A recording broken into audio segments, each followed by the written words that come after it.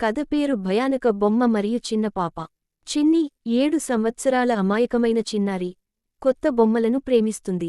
భయానక బొమ్మ. తల్లి సరోజ, తండ్రి రాజు, అమ్మమ్మ సుజాత. చిన్ని పుట్టినరోజు. సంతోషమైన వాతావరణం. కుటుంబ సభ్యులు కేక్ కోస్తుంది. తల్లి: హ్యాపీ బర్త్డే చిన్ని, ఇది నీ కోసం కొత్త బొమ్మ. చిన్ని ఆనందంగా: వావ్, ఇది చాలా అందంగా ఉంది. చిన్ని బొమ్మను గట్టిగా కౌగిలించుకుంటుంది. బొమ్మకి పెద్ద గాజు కళ్ళు, చిరునవ్వు ఉంటాయి.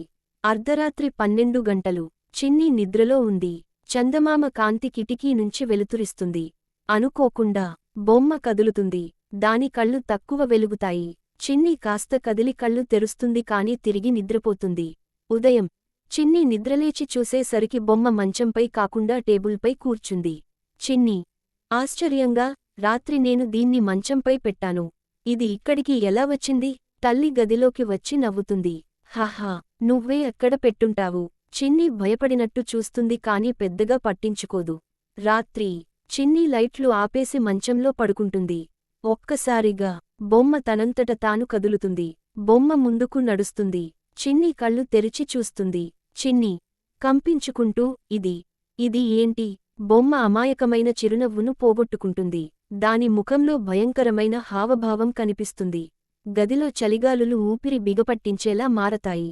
బొమ్మ: నన్ను వదిలించుకోవాలని ప్రయత్నించిన వాళ్లందరికీ నేను తిరిగి వస్తాను. చిన్ని గబగబా బ్లాంకెట్ కింద దాక్కుంటుంది. మరో రోజు ఉదయం. చిన్ని పరుగెత్తుతూ అమ్మమ్మ దగ్గరకు వెళ్తుంది. బొమ్మ గురించి చెప్తుంది. అమ్మమ్మ, ఆ బొమ్మ సామాన్యమైనది కాదు. అది చాలా ఏళ్ల క్రితం ఒక పాడుబడిన ఇంటి నుండి వచ్చింది.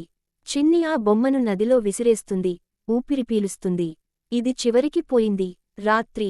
చిన్ని మంచంలో పడుకుని ఉంటుంది. ఒక్కసారిగా మంచం క్రింద నుండి చిన్న చిరునవ్వు వినిపిస్తుంది. అప్పుడు ఆ బొమ్మ: నేను తిరిగి వచ్చాను.